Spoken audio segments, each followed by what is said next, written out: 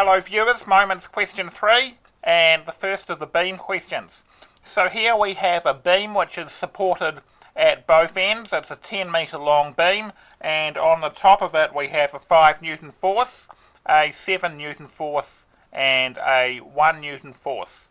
We are going to use both ends as our pivot. Firstly we're going to use A as our pivot and solve the question, and then we will check that we get the same answer by using B as our pivot and doing the whole problem over again.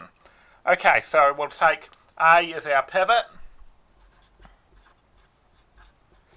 and we need to choose which direction we are going to take to be the clockwise direction. So for this question I'm going to take clockwise to be the positive direction, so that means that the moments going clockwise minus the moments going anti-clockwise need to give you 0.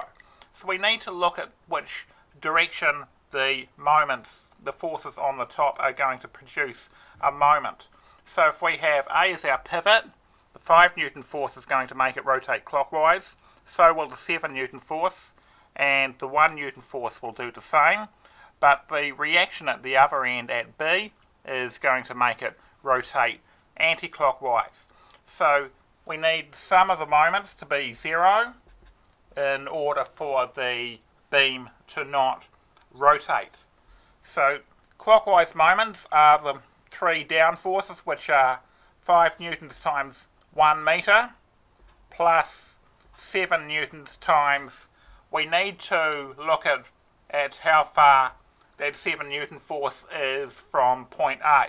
We're taking all distances from our pivot, which we've said to be the reaction at A. So that is 1 metre plus 3 metres, which is 4 metres, plus then we've got a 1 Newton force, which is acting right over the top of the reaction at B, so it's 10 metres away from A. And then we've got our anti-clockwise moment, which is going to be due to the reaction force at B. So that's going to be minus 10 as the distance, and the force is B, which we want to find.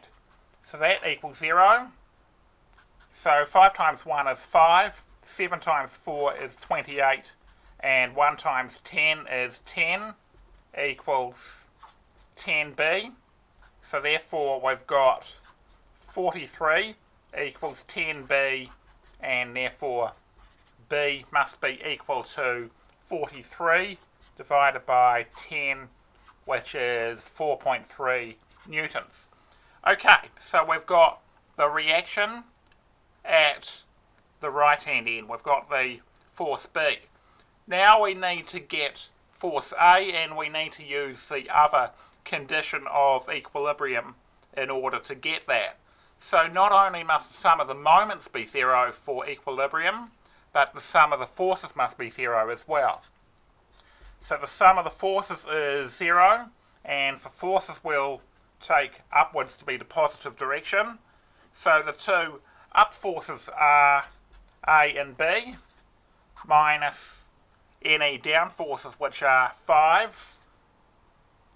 So 5 is a negative because it's going downwards. Same with 7, minus, same with 1 is going downwards, equals 0. So therefore we've got A plus B, minus 5 minus 7 minus 1 equals negative 13. Let's move that to the other side. So A plus, we already know to be B to be 4.3 newtons, equals 13 newtons. So therefore if we subtract 4.3 from both sides we get A to be 8.7 newtons. Okay, so that's using A as our pivot. Now let's do the same thing using B as our pivot. Usually that would be the end of the question because we've got both support forces, but the question is asking us to do the same question using B as a pivot. So now we'll do that, B as a pivot, and we should end up with the same answer, although we'll get A first, B second this time. So we're saying sum of the moments equals 0, And now if we take B to be our pivot, these forces are going to make it rotate anti-clockwise, whereas A is going to make it rotate clockwise. So our clockwise force, our clockwise moment is going to be due to force A, which is 10 metres away from our pivot at B, and then minus, we're taking all distances from point B now, so that this 5 Newton force is 9 metres away from B, so this will be 5 times 9, and a 7 Newton force, well this distance is 4 metres away from A, whole thing is 10 metres long, which means the distance from the 7 Newton force to B must be 6.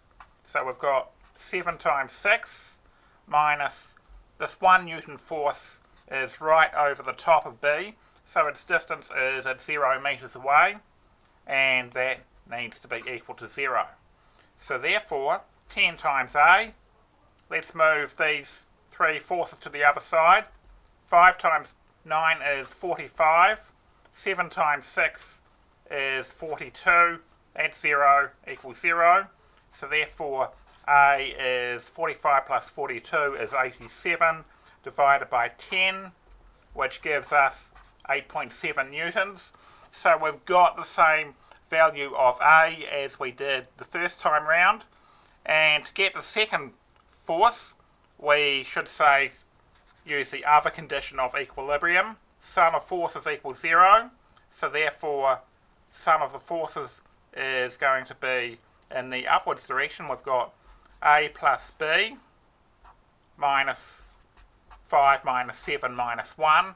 So when we're using the sum of the forces, the distances don't get taken into account, equals 0. So therefore, A plus B equals 13. We already know A to be 8.7. 8.7 plus B equals 13, and if we subtract 8.7 from both sides, we get B is 4.3 newtons, as before. So it doesn't matter whether we use A or B as our pivot, we'll get the same answer both ways. So it's a matter of choosing which one is the most convenient, which one makes the problem easiest. Okay, thanks for watching. Over and out.